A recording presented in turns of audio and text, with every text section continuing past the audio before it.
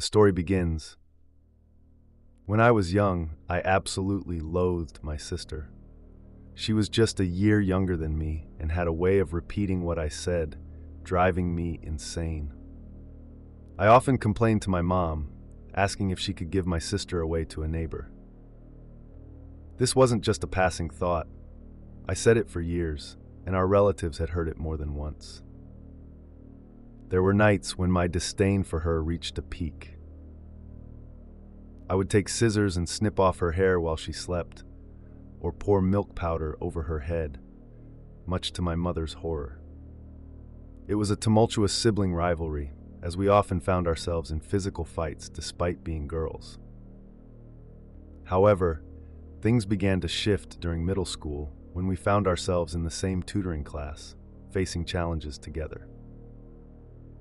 That shared experience brought us closer, but the resentment from childhood lingered. I remember a time before school started when we were stuck at home all day. We would watch cartoons or draw, but my sister was always trailing behind me, which drove me mad. I can still recall the feeling of wanting space, wanting to be alone, wishing she'd just disappear. One night, I had a nightmare that felt all too real. I dreamt of a dinosaur that came to our house, wanting to play hide and seek with my family. The fear was palpable. I hid inside the washing machine, listening to chaos outside. Suddenly, a voice echoed, "I found you," and I jolted awake, heart racing. Morning light broke through my window, but I was drenched in sweat from the terror of the dream. Fears crept in. What if something had happened to my family?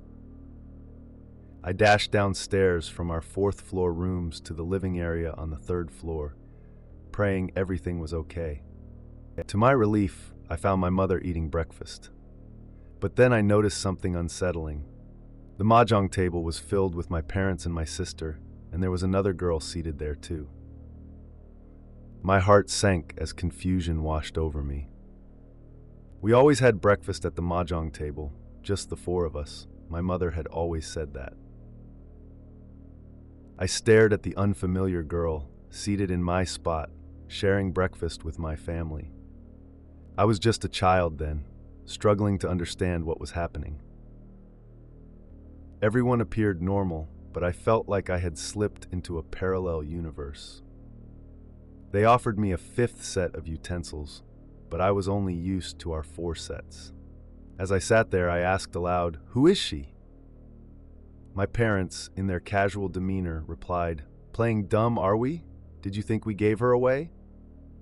I was bewildered and frustrated. The girl was clearly not the one I had wished away. The more I tried to grasp this new reality, the more my mind spiraled. The strange girl felt like an imposter in our lives, yet everyone else acted as if she had always been there. My memories from school began to blur, and even my friends' names seemed to jumble. My name and hers were swapped. I confided in a close friend during cleaning time, whispering about this new sister. She innocently asked, "Is she a baby?" But I couldn't remember how to answer. Oddly enough, there are large chunks of time I can't recall about that new sister. I can't place when she disappeared from our lives, and that memory feels like a void. Just last night, while discussing childbirth, my mother let slip, "You 3 were all born at the same hospital." I looked at her confused. "What do you mean by 3? My mother paused, her face scrunching up in confusion. It was clear in 2016, I was certain there were only 2 of us. Just one sister, and definitely not one to give away. As we casually chatted before bed, my mother remarked that she thought she had given birth 3 times. But she hadn't miscarried or abandoned any of us. It was just the 2 daughters. In that moment, memories stirred from deep within. The dissonance I felt back then became vivid again, but I couldn't understand why I had forgotten. How could I lose track of a sister who seemed to have existed at some point? After moving to a new house in middle school, we no longer lived with our grandmother. Our new home was a single story, eliminating the possibility of confusion with the floors. Yet, I couldn't recall how many sisters I had from grades 3 to middle school. The memories, like whispers in the wind, remained elusive, leaving me with an unsettling feeling. What truly happened to that strange girl? The story ends. Don't forget to like, share, and subscribe to Mr. Macabre for more twisted tales that keep the darkness alive.